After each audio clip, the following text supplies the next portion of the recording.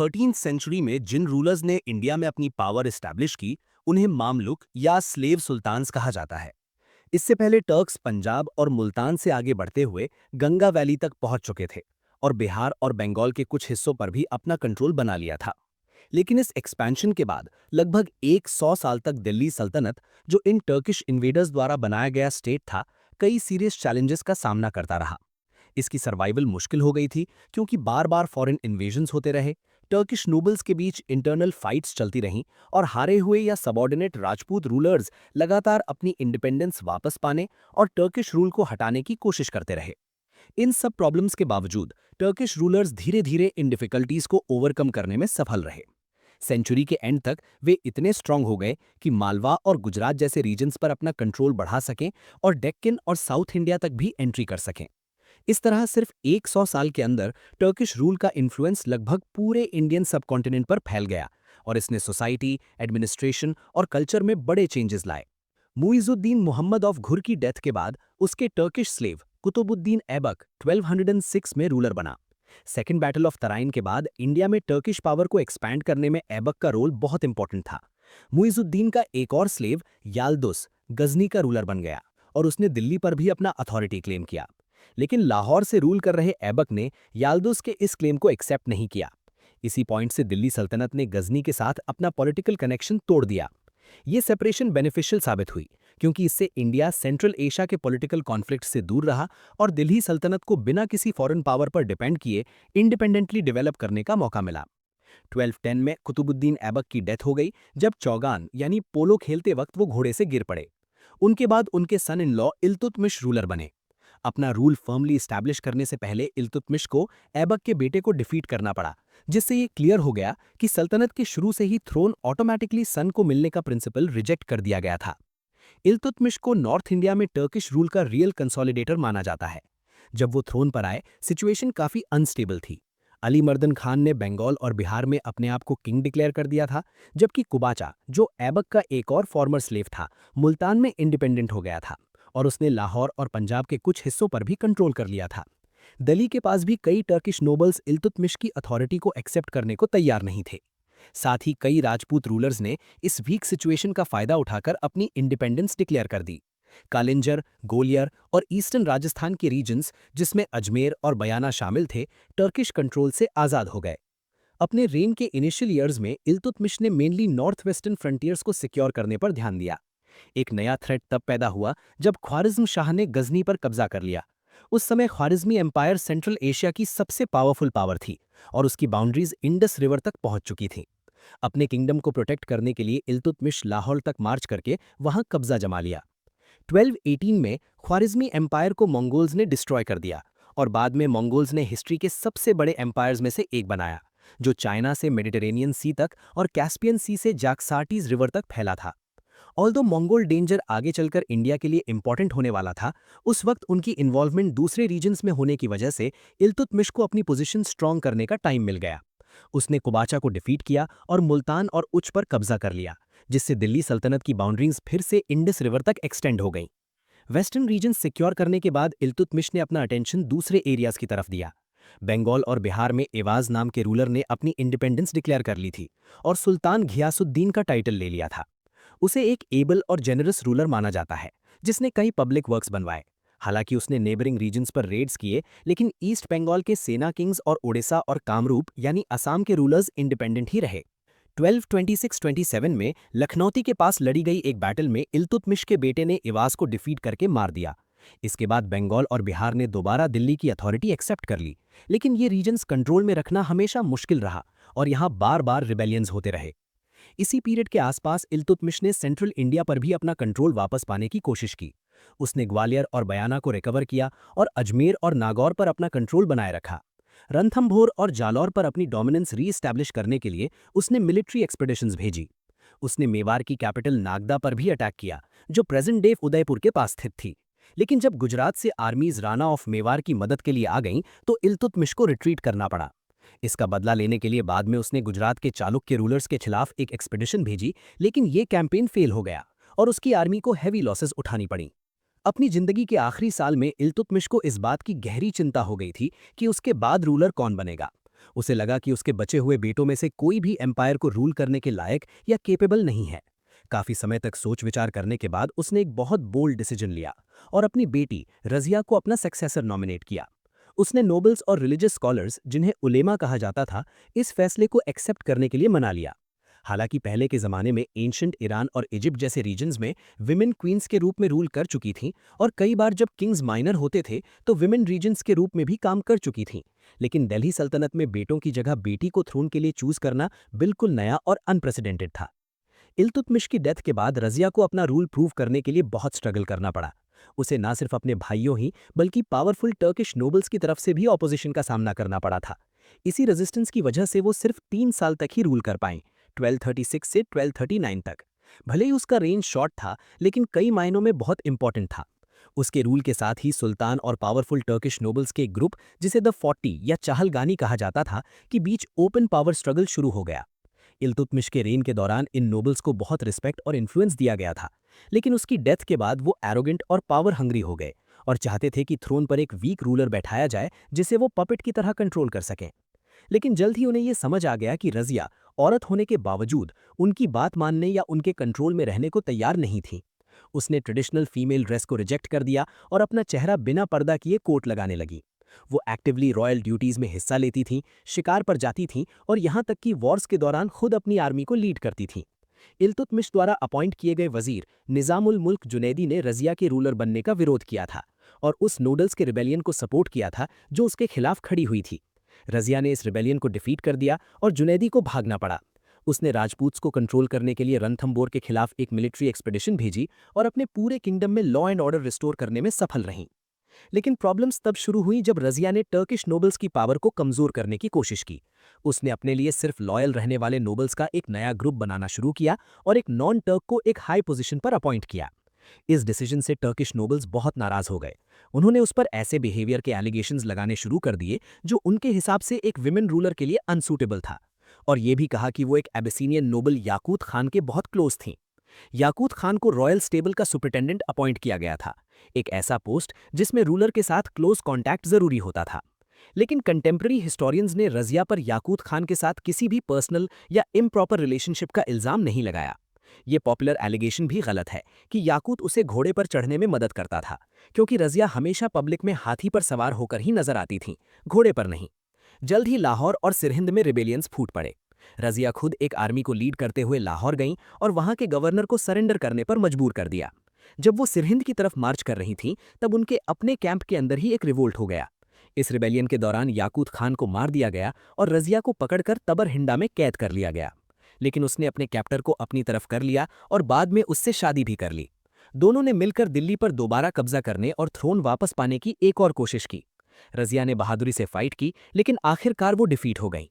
Battle के बाद भागते हुए जंगल में बैंडिट्स के हाथों उसकी मौत हो गई और इस तरह उसका रिमार्केबल लेकिन ट्रैजिक रेन खत्म हो गया। दिल्ली सुल्तान और पावरफुल टर्किश नोबल्स के बीच पावर के लिए स्ट्रगल कई सालों तक चलता रहा।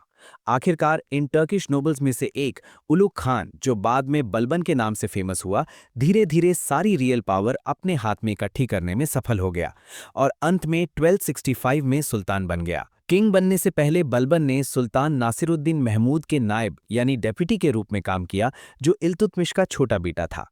1246 में नासिरुद्दीन महमूद को थ्रोन पर बिठाने में बलबन का बहुत बड़ा रोल रहा था। अपनी पोजीशन को और स्ट्रॉन्ग करने के लिए बलबन ने अपनी एक बेटी की शादी यंग सुल्तान से कर दी। जैसे जैसे बलबन की पावर और इन्फ्लुएंस बढ़ता गया, कई टर्किश नोबल्स उससे नाराज होने लगे। उन्हें उम्मीद थी कि सुल्तान नासिरुद्दीन महमूद यंग और इनएक्सपीरियंस्ड होने की वजह से वो गवर्नमेंट को कंट्रोल करते रहेंगे। अपनी इन्फ्लुएंस खोने के डर से इन नोबल्स ने 1253 में एक कॉन्स्पिरेसी बनाई और बलबन को उसके पोजीशन से हटाने में सफल हो गए। उसकी जगह उन्होंने इमादुद्दीन रैहान को अपॉइंट किया, जो एक इंडियन मुस्लिम था। हालांकि टर्किश नोबल्स चाहते थे कि सारी अथॉरिटी उनके ही हाथ में रहे, लेकिन वो रैहान की अपॉइंटमेंट पर सिर्फ इसलिए एग्री हुए क्योंकि आपस में ये डिसाइड नहीं कर पाए थे कि बलबन की जगह कौन लेगा। बलबन ने अपनी रिमूवल को शांत तरीके से एक्सेप्ट किया, लेकिन चुपके से अपने सपोर्टर्स और फॉलोअर्स को स्ट्रॉन्ग करता रहा। लगभग 1.5 साल के अंदर बलबन ने अपने कई पुराने दुश्मनों को अपनी तरफ कर लिया। इसके बाद उसने एक मिलिट्री कन्फ्रंटेशन की तैयारी शुरू कर दी। ऐसा लगता है कि उसने मंगोल से भी कॉन्टैक्ट्स बनाए होंगे, जो पहले ही पंजाब के बड़े हिस्सों पर कब्जा कर चुके थे। बलबन और उसके सपोर्टर्स की बढ़ती स्ट्रेंथ को देखते हुए आखिरकार सुल्तान नासिरुद्दीन महमूद को झुकना पड़ा और उसने रेहान को ऑफिस से हटा दिया। कुछ ही समय बाद रेहान को डिफीट करके मार दिया गया। बलबन ने अपने कई दूसरे राइवल्स को भी एलिमिनेट कर दिया, कभी फेयर मीन से तो कभी क्रूअल या डिसऑनेस्ट तरीकों से। उसने यहाँ तक कि छत्र यानी रॉयल अम्ब्रेला जैसे रॉयल सिंबल्स का यूज भी करना शुरू कर दिया, जो नॉर्मली सिर्फ किंग के लिए रिजर्व्ड होते थे। फिर भी उसने तुरंत थ्रोन पर बैठना ठीक नहीं समझा, शायद इसलिए क्योंकि वो टर्किश नोबल्स के सेंटिमेंट्स को ऑफेंड नहीं करना चाहता था। 1265 में सुल्तान नासिरुद्दीन महमूद की डेथ हो गई।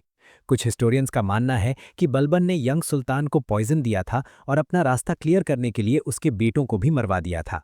हालांकि बलबन के मेथड्स अक्सर हार्श और मॉरली क्वेश्चनेबल थे, लेकिन इस बात में कोई डाउट नहीं है कि जब वो आखिरकार सुल्तान बना तब दिल्ली सल्तनत में स्ट्रॉन्ग और सेंट्रलाइज्ड गवर्नमेंट का एक नया फेज शुरू हो गया। रूलर बनने के बाद बलबन ने लगातार मोनार्की की पावर, डिग्निटी और अथॉरिटी को बढ़ाने पर काम किया। उसका मानना था कि सिर्फ एक स्ट्रॉन्ग रूलर ही स्टेट को इंटरनल रिबेलियंस और एक्सटर्नल थ्रेट से बचा सकता है। ये एक ऐसा समय था जब पॉलिटिकल पावर को सिर्फ उन लोगों का हक माना जाता था जो नोबल फैमिलीज में पैदा हुए हों या जो अपनी एंशिएंट और रिस्पेक्टेड एंसेस्ट्री क्लेम कर सकते हों। अपनी पोजीशन को और मजबूत करने के लिए बलबन ने यह डिक्लेयर किया कि वो लेजेंडरी ईरानियन किंग अफरासियाब का डिसेंडेंट है। इस तरह वो दिखाना चाहता था कि वो एक नोबल ब्लड लाइन से बिलोंग करता है। उसने अपने आप को टर्किश नोबिलिटी का डिफेंडर के रूप में प्रेजेंट किया और नॉन नोबल फैमिलीज से आने वाले लोगों को इंपॉर्टेंट गवर्नमेंट पोस्ट्स देने से सख्ती से इनकार कर दिया। इस पॉलिसी के कारण प्रैक्टिकली इंडियन मुस्लिम्स को भी पावर और अथॉरिटी के पोजीशन से बाहर कर दिया गया। बलबन कई बार इस नोबिलिटी के आइडिया को एक्सट्रीम और अनरीजनेबल लेवल तक ले गया। फॉर एग्जाम्पल, एक बार उसने एक अमीर और इंपॉर्टेंट ट्रेडर को सिर्फ इसलिए ऑडियंस देने से मना कर दिया क्योंकि वो नोबल फैमिली में पैदा नहीं हुआ था। हिस्टोरियन बरानी ने, जो खुद टर्किश नोबिलिटी का स्ट्रॉन्ग सपोर्टर था, ने बलबन के वर्ड्स कोट किए हैं कि जब भी वो किसी लो बॉर्न इंसान को देखता था तो उसकी आंखें गुस्से से जल उठती थीं और उसे तलवार से मार देने का मन करता था। ये बात सच में बलबन ने कही थी या नहीं ये क्लियर नहीं है, लेकिन ये स्टेटमेंट क्लियरली दिखाता है कि उसके मन में लो बर्थ के लोगों के लिए, चाहे वो टर्क्स हों या नॉन टर्क्स, कितनी गहरी नफरत और कंटेम्प्ट थी। बलबन ने भले ही अपने आप को टर्किश नोबिलिटी का प्रोटेक्टर और चैंपियन बताया, लेकिन हकीकत में वो किसी के साथ भी पावर शेयर करने को तैयार नहीं था, यहाँ तक कि अपने खुद के फैमिली मेंबर्स के साथ भी नहीं।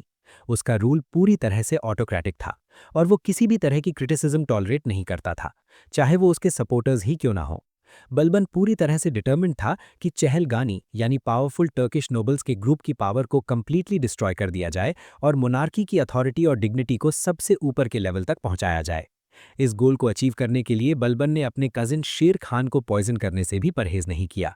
साथ ही बलबन ने जनरल पब्लिक का ट्रस्ट जीतने की कोशिश भी की और जस्टिस को बहुत फेयर और स्ट्रिक्ट तरीके से डिलीवर किया। सबसे पावरफुल लोगों को भी सजा दी गई अगर वो उसकी अथॉरिटी के खिलाफ गए। फॉर एग्जाम्पल, बदाऊं और अवध के गवर्नर्स के फादर्स को उनके पर्सनल स्लेव्स के साथ क्रूअल बिहेवियर करने पर सख्त पनिशमेंट दी गई, जिससे ये क्लियर हो गया कि लॉ से ऊपर कोई नहीं है। किंगडम में क्या हो रहा है इसकी पूरी जानकारी रखने के लिए बलबन ने एडमिनिस्ट्रेशन के हर डिपार्टमेंट में स्पाइज अपॉइंट किए। उसने इंटरनल रिबेलियंस को कंट्रोल करने और डेल सल्तनत को मंगोल से डिफेंड करने के लिए, जो पंजाब में एस्टैब्लिश हो चुके थे और सीरियस थ्रेट पोज कर रहे थे, एक स्ट्रॉन्ग और वेल ऑर्गेनाइज्ड सेंट्रल आर्मी भी बनाई। इस पर्पस के लिए उसने दीवाने अर्ज नाम के मिलिट्री डिपार्टमेंट को रीऑर्गेनाइज किया और उन सोल्जर्स और कैवलरी मैन को रिटायर कर दिया जो एक्टिव सर्विस के लिए फिट नहीं थे। क्योंकि इन सोल्जर्स में से कई टर्क्स थे जो इल्तुतमिश के रेन के दौरान इंडिया आए थे, इस डिसीजन के खिलाफ उन्होंने स्ट्रॉन्ग प्रोटेस्ट किया।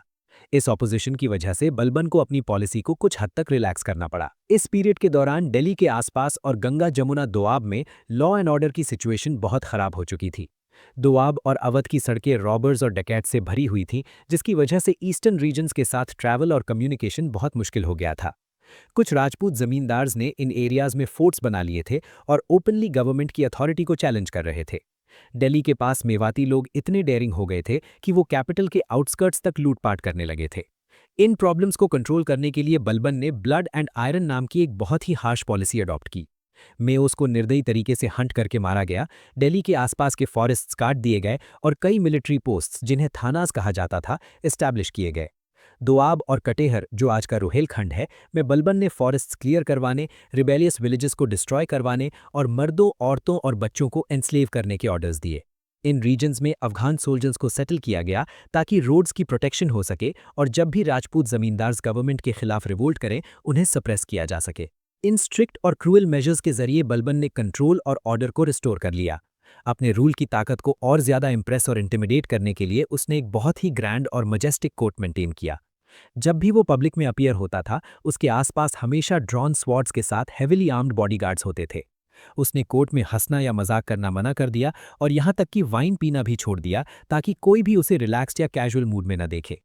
नोबल्स को ये क्लियरली दिखाने के लिए कि वो उसके बराबर नहीं है, उसने सिजदा और पायबोस जैसे कोर्ट रिचुअल्स इंट्रोड्यूस किए, जिसमें नोबल्स को उसके सामने झुकना और उसके पांव छूना पड़ता था। ये सेरेमनीज ईरानियन ट्रेडिशन से ली गई थीं और कई लोगों के लिए अनइस्लामिक थीं। फिर भी इनके खिलाफ ज्यादा ऑपोजिशन नहीं हुई क्योंकि उस समय सेंट्रल और वेस्ट एशिया के अधिकतर मुस्लिम किंगडम्स मंगोल्स द्वारा डिस्ट्रॉय हो चुके थे और बलबन के अंडर दिल्ली सल्तनत लगभग अकेला ही इस्लाम का स्ट्रॉन्ग डिफेंडर बना हुआ था। हालांकि बलबन ने एक पावरफुल आर्मी मेंटेन की, लेकिन उसने दूर दराज के मिलिट्री कैंपेन्स लॉन्च करने या एम्पायर को एक्सपैंड करने से परहेज किया क्योंकि उसे डर था कि उसकी एब्सेंस में मंगोल्स दिल्ली पर अटैक कर सकते हैं। उसका इकलौता मेजर एक्सपीडिशन बंगाल के खिलाफ था। आर्मी को टैक्टिव और डिसिप्लिन रखने के लिए वो इलैबोरेट हंटिंग एक्सपीडिशंस ऑर्गेनाइज करता था। बलबन की डेथ 1286 में हुई। वो बिना किसी डाउट के दिल्ली सल्तनत के सबसे इंपॉर्टेंट बिल्डर्स में से एक था, खासकर उसके एडमिनिस्ट्रेटिव सिस्टम और इंस्टीट्यूशंस को शेप करने में। मुनार्की की अथॉरिटी को स्ट्रॉन्ग करके उसने सल्तनत को ज्यादा स्टेबल बनाया। लेकिन बलबन भी नॉर्दर्न इंडिया को मंगोल इन्वेजन से कंप्लीटली प्रोटेक्ट नहीं कर सका। इसके अलावा नॉन टर्क्स को पावर के पोजीशन से दूर रखकर और सिर्फ एक छोटे और नैरो रूलिंग ग्रुप पर डिपेंड करके उसने वाइड स्प्रेड डिससैटिस्फैक्शन पैदा कर दी। इसका रिजल्ट ये हुआ कि उसकी डेथ के बाद दिल्ली सल्तनत एक बार फिर अनरेस्ट, रिवोल्ट्स और इंस्टेबिलिटी का शिकार हो गया। अपनी नेचुरल जियोग्राफिकल बाउंड्रीज की वजह से इंडिया अपने अधिकांश इतिहास में फॉरेन इन्वेजन से लार्जली प्रोटेक्टेड रहा। सिर्फ एक ही रीजन ऐसा था जहां इंडिया वल्नरेबल था, और वो था नॉर्थ वेस्टर्न फ्रंटियर। जैसे पहले देखा जा चुका है, इसी रीजन के माउंटेन पासेस के थ्रू हंस, सिथियंस और बाद में टर्क्स जैसे कई इन्वेडर्स इंडिया में एंटर हुए और यहां अपना रूल एस्टैब्लिश किया। इन पहाड़ों की जियोग्राफिकल स्ट्रक्चर ऐसी थी कि अगर किसी इन्वेडर को पंजाब और सिंध के फर्टाइल प्लेन्स तक पहुंचने से रोकना हो तो काबुल से गजनी और कांदाहार तक के रीजन पर कंट्रोल होना जरूरी था।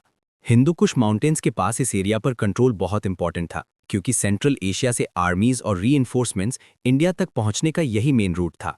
लेकिन वेस्ट एशिया में लगातार बदलते पॉलिटिकल कंडीशंस की वजह से दिल्ली सल्तनत इन फ्रंटियर रीजन्स पर कंट्रोल एस्टैब्लिश नहीं कर पाया। इस वीकनेस ने इंडिया के लिए एक कंटिन्यूअस डेंजर क्रिएट कर दिया। जब ख्वारिज़मी एम्पायर पावर में आया तो घोरिद्स ने काबुल, गजनी और कांदाहार पर अपना कंट्रोल खो दिया और ख्वारिज़मी एम्पायर की बाउंड्रीज इंडस रिवर तक पहुंच गई। ऐसा लगने लगा कि नॉर्थ इंडिया पर कंट्रोल के लिए ख्वारिज़मी रूलर्स और कुतुबुद्दीन ऐबक के सक्सेसर्स के बीच स्ट्रगल शुरू होने वाली है। इसी क्रिटिकल मोमेंट पर एक और भी बड़ा थ्रेट सामने आया, जो था चंगेज खान, जो अपने आप को गर्व से स्कर्ज ऑफ गॉड कहता था। 1218 में मंगोल्स ने ख्वारिज़मी एम्पायर पर अटैक किया और उसे पूरी तरह डेवस्टेट कर दिया। उन्होंने जैकसार्ट्स रिवर से कैस्पियन सी तक और गजनी से ईरान तक के प्रॉस्पेरस शहरों को निर्दयी तरीके से डिस्ट्रॉय कर दिया और कंट्री साइड को भी बर्बाद कर दिया। कई टर्किश सोल्जर्स मंगोल्स के साथ मिल गए। मंगोल्स ने जानबूझकर डर और टेरर को वॉर के वेपन के रूप में यूज किया। जब भी कोई शहर रेजिस्ट करता था या लड़ने के बाद सरेंडर करता था तो उसके सारे सोल्जर्स और कई लीडर्स को मार दिया जाता था और औरतों और बच्चों को स्लेव्स बनाकर बेच दिया जाता था। सिविलियंस को भी नहीं छोड़ा जाता था। स्किल्ड क्राफ्ट्समैन को अलग कर दिया जाता था और उन्हें मंगोल आर्मी के लिए काम करने पर मजबूर किया जाता था, जबकि बाकी हेल्दी मर्दों को मजदूरी के लिए फोर्स किया जाता था ताकि दूसरे टाउन्स पर अटैक में मदद मिल सके। इस वाइड स्प्रेड डिस्ट्रक्शन ने रीजन की इकोनॉमी और कल्चरल लाइफ को गहरा नुकसान पहुंचाया। समय के साथ जब मंगोल्स ने peace, law and order establish किया और चाइना से मेडिटेरेनियन सी तक फैली लॉन्ग डिस्टेंस ट्रेड रूट्स को प्रोटेक्ट किया, तब धीरे धीरे रिकवरी शुरू हुई। फिर भी ईरान, तुरान और इराक जैसे रीजन्स को अपनी पुरानी प्रॉस्पेरिटी वापस पाने में कई जनरेशंस लग गए। मंगोल इन्वेजन्स का दिल्ली सल्तनत पर भी गहरा इम्पैक्ट पड़ा। बड़ी संख्या में princess, scholars, theologians, learned man और लीडिंग फैमिलीज के मेंबर्स सेफ्टी के लिए दिल्ली आ गए। क्योंकि अब दिल्ली सल्तनत रीजन में बचा हुआ इकलौता मेजर मुस्लिम स्टेट था, इसलिए धीरे धीरे वो इस्लाम का मेन सेंटर बन गया। इसका रिजल्ट ये हुआ कि इस्लाम को नए रूलर्स के अलग अलग ग्रुप्स के बीच यूनिटी के सबसे स्ट्रॉन्ग बॉन्ड के रूप में एम्फसाइज किया गया। इस सिचुएशन का एक मतलब ये भी था कि इंडिया के टर्किश रूलर्स, जो अब अपनी होमलैंड से कट ऑफ हो चुके थे और सेंट्रल एशिया से रीइंफोर्समेंट्स की उम्मीद नहीं कर सकते थे, उन्हें इंडियन कंडीशंस के साथ जल्दी एडजस्ट होना पड़ा। इंडिया के लिए मंगोल थ्रेट 1921 में क्लियरली सामने आया।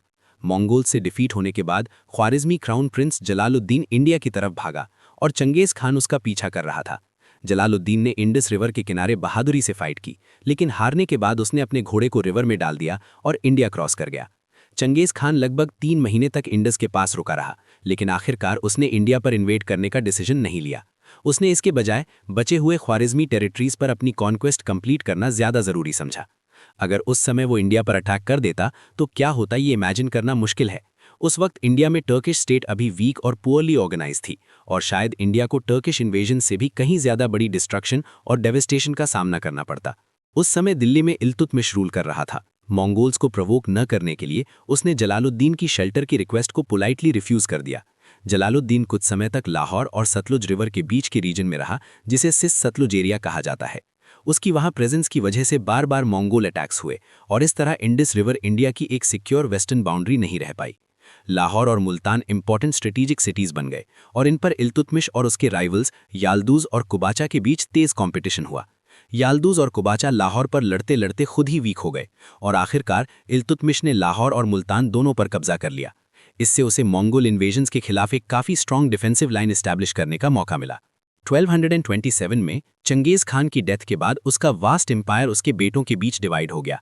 इस पीरियड में बटू खान के अंडर मंगोल फोर्सेज ने रशिया पर इन्वेड करके उसे ओवररन कर दिया, लेकिन लगभग 1240 तक मंगोल्स ने इंडस क्रॉस करके इंडिया पर अटैक नहीं किया।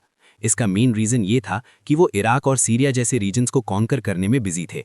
इस सिचुएशन ने दिल्ली सल्तनत के रूलर्स को बहुत वैल्यूबल टाइम दिया, जिसमें वो अपनी एडमिनिस्ट्रेशन को स्ट्रॉन्ग कर सकें, एक सेंट्रलाइज स्टेट बिल्ड कर सकें और इंडिया में एक पावरफुल आर्मी ऑर्गेनाइज कर सकें। 1241 में ताइर बहादुर, जो हेरात, गुर, गजनी और तुर्किस्तान जैसे रीजन्स में मंगोल फोर्सेस का कमांडर था, लाहौर के शहर के सामने आ गया। दिल्ली को मदद के लिए अर्जेंट रिक्वेस्ट्स भेजी गईं, लेकिन टाइम पर कोई मिलिट्री सपोर्ट नहीं पहुंच पाया। इसका नतीजा ये हुआ कि लाहौर का गवर्नर शहर छोड़कर भाग गया। इसके बाद मंगोल्स ने लाहौर पर अटैक किया, उसे बुरी तरह से लूट लिया और लगभग पूरी तरह से उसकी पॉपुलेशन को खत्म कर दिया। कुछ साल बाद 1245 में मंगोल्स ने मुल्तान का घेराव कर लिया। इस मौके पर बलबन ने तेजी से एक्शन लिया और बहुत फास्ट मुल्तान की तरफ मार्च किया, जिससे शहर पूरी तरह से बर्बाद होने से बच गया।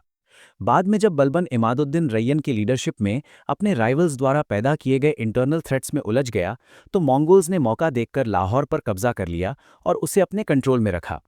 कुछ टर्किश नोबल्स ने भी मंगोल्स के साथ मिलकर काम किया, जिसमें मुल्तान का गवर्नर शेर खान भी शामिल था। हालांकि बलबन ने डिटर्मिनेशन और करेज के साथ मंगोल्स का सामना किया, लेकिन दिल्ली सल्तनत की वेस्टर्न बाउंड्रीज धीरे धीरे झेलम रिवर से ब्यास रिवर की तरफ शिफ्ट होती चली गईं, जो रावी और सतलज के बीच बहती हैं। बलबन मुल्तान को वापस लेने में सफल रहा, लेकिन ये शहर लगातार मंगोल अटैक्स के प्रेशर में बना रहा। यही वो डिफिकल्ट सिचुएशन थी जिसका सामना बलबन को सुल्तान बनने के बाद करना पड़ा। मंगोल डेंजर से निपटने के लिए बलबन ने एक ऐसी पॉलिसी फॉलो की जिसमें मिलिट्री स्ट्रेंथ और डिप्लोमेसी दोनों शामिल थे। उसने तबरहिंदा, सुनाम और आसपास के उन डिफेंसिव एरियाज को रिपेयर करवाया और वहां स्ट्रॉन्ग मिलिट्री फोर्सेस स्टेशन की, ताकि मंगोल्स ब्यास रिवर क्रॉस न कर सकें। बलबन खुद दिल्ली में ही रहा और लॉन्ग मिलिट्री कैंपेन्स पर जाने से परहेज करता रहा, ताकि फ्रंटियर पर किसी भी डेंजर पर नजर रखी जा सके और तुरंत रिस्पॉन्स दिया जा सके। साथ ही उसने ईरान और आसपास के रीजन्स पर रूल करने वाले मंगोल इल्खान हलाकू के साथ डिप्लोमैटिक रिलेशंस एस्टैब्लिश किए। हलाकू के भेजे गए एनवॉयज दिल्ली आए और उनका बहुत रिस्पेक्ट के साथ स्वागत किया गया। बलबन ने चुपचाप पंजाब के बड़े हिस्सों पर मंगोल कंट्रोल को एक्सेप्ट कर लिया। इसके बदले मंगोल्स ने दिल्ली पर सीधा अटैक नहीं किया। फिर भी दोनों पावर्स के बीच फ्रंटियर कभी क्लियरली डिफाइन नहीं हो पाया, और बलबन को मंगोल्स को कंट्रोल में रखने के लिए लगभग हर साल मिलिट्री कैंपेन्स लीड करने पड़े। बलबन ने मुल्तान को फर्मली रिकवर कर लिया और उसे अपने सबसे बड़े बेटे प्रिंस महमूद के चार्ज में एक इंडिपेंडेंट मिलिट्री कमांड के रूप में दे दिया।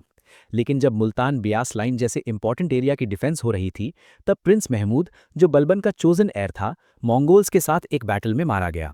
बलबन की 1286 में डेथ के बाद भी उसके द्वारा बनाए गए मिलिट्री और डिप्लोमैटिक सिस्टम्स दिल्ली सल्तनत को प्रोटेक्ट करते रहे। 1292 में हलाकू के ग्रैंडसन अब्दुल्ला ने लगभग 1,50,000 घोड़ों की मैसिव आर्मी के साथ दिल्ली की तरफ एडवांस किया। जलालुद्दीन खलजी ने तबरहिंदा, सुनाम और आसपास के उन डिफेंसिव एरियाज के पास उसे डिफीट कर दिया जिन्हें पहले बलबन ने स्ट्रॉन्ग किया था। मोराल टूटने के बाद मंगोल्स ने पीस की डिमांड की। लगभग 4,000 मंगोल्स, जिन्होंने इस्लाम एक्सेप्ट कर लिया था, बाद में इंडियन रूलर्स के साथ मिल गए और दिल्ली के पास सेटल हो गए। बाद के समय में मंगोल्स के पंजाब क्रॉस करके डायरेक्टली दिल्ली पर अटैक करने के अटेम्प्ट्स सेंट्रल एशियन पॉलिटिक्स में चेंजेस से लिंक्ड थे। ईरान के मंगोल इल्खान्स जनरली दिल्ली के सुल्तानों के साथ फ्रेंडली रिलेशंस मेंटेन करते थे। उनके राइवल्स ट्रांस ऑक्सियाना पर रूल करने वाले चागताई मंगोल्स थे। ट्रांस ऑक्सियाना का रूलर दावा खान इल्खान्स ऑफ ईरान को डिफीट नहीं कर पाया, इसलिए उसने अपना ध्यान इंडिया की तरफ मोड़ लिया। 1297 के बाद से उसने दिल्ली को प्रोटेक्ट करने वाले फोर्ट्स पर रिपीटेड अटैक्स लॉन्च करने शुरू कर दिए। 1299 में उसके बेटे कुतलुक ख्वाजा की लीडरशिप में लगभग 2 लाख सैनिकों की एक ह्यूज मंगोल आर्मी दिल्ली को कॉन्कर करने के लिए आगे बढ़ी। मंगोल्स ने दिल्ली का आसपास के रीजन से कम्युनिकेशन कट कर दिया और दिल्ली की कई गलियों तक घुसाए। ये दिल्ली को कैप्चर करके वहां अपना रूल एस्टैब्लिश करने की पहली सीरियस मंगोल कोशिश थी। उस समय दिल्ली पर अलाउद्दीन खलजी रूल कर रहा था।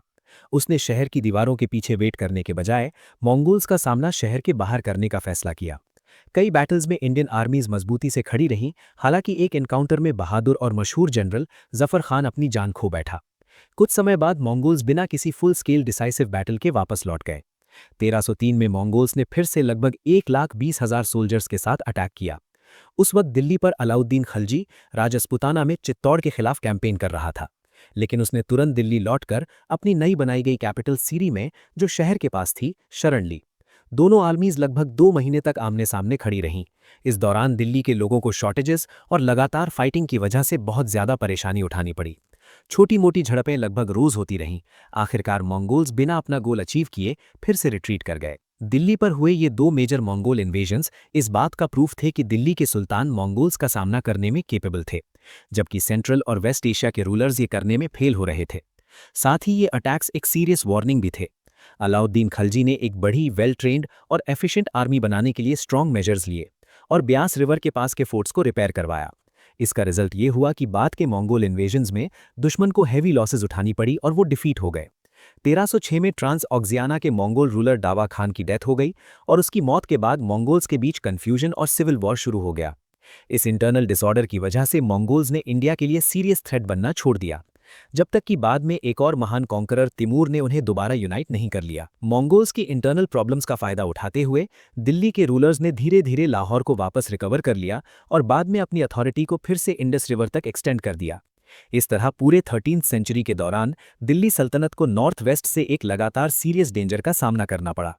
हालांकि मंगोल्स ने पंजाब और कश्मीर के बड़े हिस्सों पर कब्जा बना लिया था और बार बार दिल्ली को थ्रेटन किया, लेकिन टर्किश रूलर्स की स्ट्रॉन्ग लीडरशिप, डिटर्मिनेशन और डिप्लोमैटिक स्किल ने सल्तनत को कोलैप्स होने से बचाए रखा। आखिरकार पंजाब वापस हासिल कर लिया गया। फिर भी मंगोल थ्रेट का असर दिल्ली सल्तनत की इंटरनल पॉलिसीज, मिलिट्री ऑर्गेनाइजेशन और एडमिनिस्ट्रेटिव डिसीजंस पर गहरा और लॉन्ग लास्टिंग रहा। इल्बरी टर्क्स के पीरियड में, जिन्हें ममेलुक या स्लेव रूलर्स भी कहा जाता था, दिल्ली के सुल्तान्स को एक साथ कई गंभीर प्रॉब्लम्स का सामना करना पड़ा। उन्हें सिर्फ अपने ही नोबल्स के बीच के इंटरनल कॉन्फ्लिक्ट्स और मंगोल्स जैसे फॉरेन इन्वेडर्स के अटैक से ही नहीं निपटना था, बल्कि बार बार होने वाली इंटरनल रिबेलियंस से भी डील करना पड़ता था। इनमें से कुछ रिबेलियंस एम्बिशियस मुस्लिम नोबल्स के द्वारा लीड की जा रही थी, जो दिल्ली से अलग होकर अपना इंडिपेंडेंट राज्य बनाना चाहते थे। दूसरी रिबेलियंस राजपूत राजाज और लोकल जमींदार्स के द्वारा की जा रही थी, जो या तो टर्किश रूलर्स को अपने रीजन से बाहर निकालना चाहते थे या फिर दिल्ली सल्तनत की कमजोरी का फायदा उठाकर अपनी पावर बढ़ाना चाहते थे। ये लोकल रूलर्स अक्सर सिर्फ टर्क्स के खिलाफ ही नहीं, बल्कि आपस में भी लड़ते रहते थे। क्योंकि इन रिबेलियंस के रीजंस और ऑब्जेक्टिव्स अलग-अलग थे, इसलिए सभी को सिर्फ हिंदू रेजिस्टेंस कहना गलत होगा।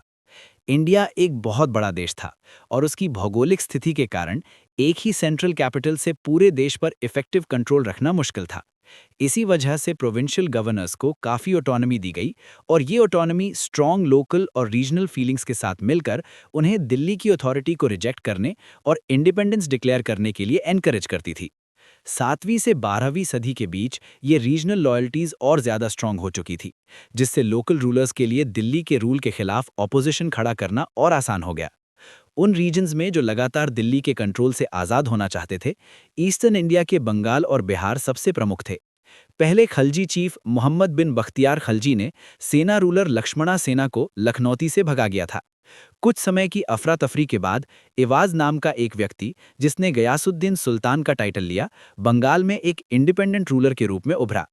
इल्तुतमिश के नॉर्थ वेस्ट में बिजी होने का फायदा उठाकर इवाज ने बिहार पर अपना कंट्रोल बढ़ा लिया और उड़ीसा के जाजनगर, नॉर्थ बंगाल के तिरहुत, ईस्ट बंगाल के बंग और असम के कामरूप के रूलर्स को ट्रिब्यूट देने पर मजबूर कर दिया। जब इल्तुतमिश फ्री हुआ तो उसने 1225 में इवाज के खिलाफ मार्च किया। इवाज ने शुरू में सरेंडर कर दिया, लेकिन जैसे ही इल्तुतमिश वापस लौटा उसने फिर से इंडिपेंडेंस डिक्लेयर कर दी। बाद में इल्तुतमिश के बेटे, जो अवध के गवर्नर थे, ने इवाज को युद्ध में हराकर मार दिया। इसके बाद भी पूरी तरह से स्टेबिलिटी वापस नहीं आई और 1230 में इल्तुतमिश को एक और एक्सपेडिशन लीड करके ऑर्डर रिस्टोर करना पड़ा। इल्तुतमिश की डेथ के बाद बंगाल के गवर्नर्स अपने फायदे के हिसाब से बिहेव करने लगे। कभी दिल्ली की अथॉरिटी एक्सेप्ट करते थे और कभी इंडिपेंडेंस डिक्लेयर कर देते थे। इस दौरान बिहार आमतौर पर लखनौती के कंट्रोल में ही रहा।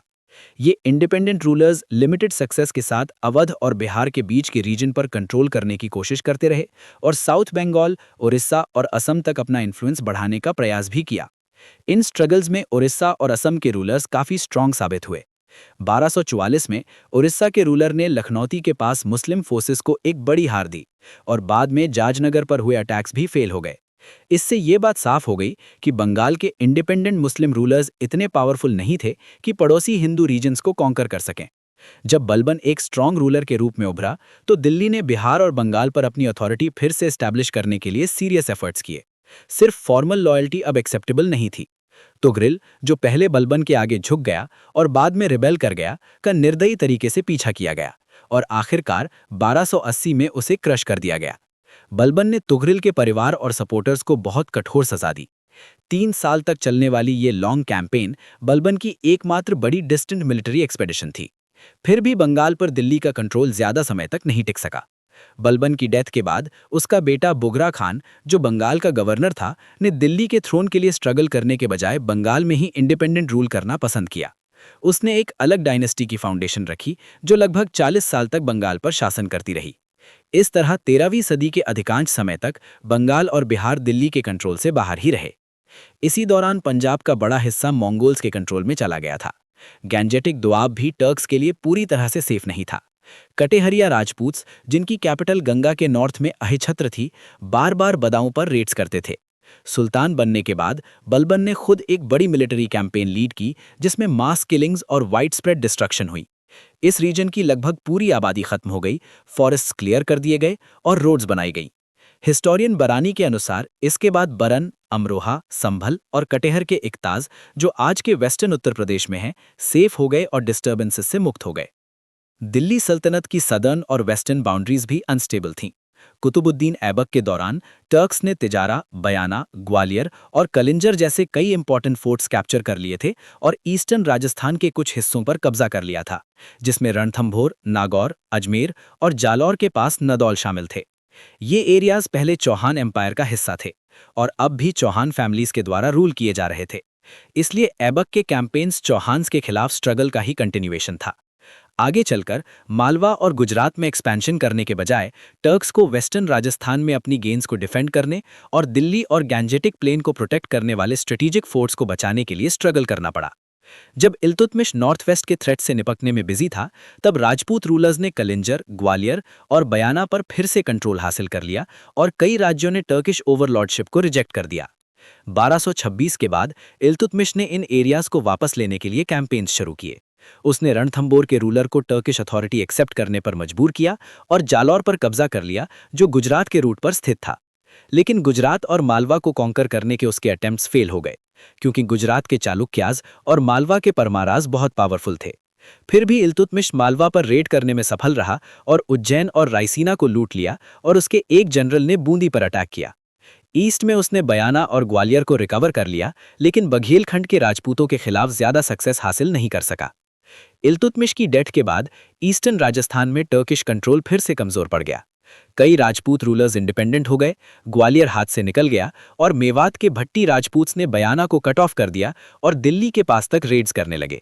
बलबन रणथंबोर को कैप्चर करने और ग्वालियर को रिकवर करने में फेल रहा, लेकिन उसने मेवात को बहुत ही निर्दयी तरीके से क्रश कर दिया। इसका रिजल्ट ये हुआ कि लगभग 1 सदी तक दिल्ली मेवाती रेड से सेफ रही। अजमेर और नागौर मजबूती से दिल्ली के कंट्रोल में बने रहे। कई चैलेंजेस के बावजूद बलबन ईस्टर्न राजस्थान में टर्किश रूल को कंसोलिडेट करने में सफल रहा। राजपूत रूलर्स के बीच लगातार चलने वाली आपसी लड़ाई ने भी टर्क्स की मदद की, क्योंकि इससे राजपूत दिल्ली के खिलाफ एक यूनाइटेड फ्रंट नहीं बना सके। इस तरह रॉयल अथॉरिटी का मजबूत होना, मंगोल्स के खिलाफ सफल रेजिस्टेंस और गैंजेटिक दोआब और ईस्टर्न राजस्थान पर कंट्रोल का कंसोलिडेशन दिल्ली सल्तनत के अगले फेज की नींव बना, जिसमें वेस्टर्न इंडिया और डेक्कन की तरफ एक्सपेंशन शामिल थी।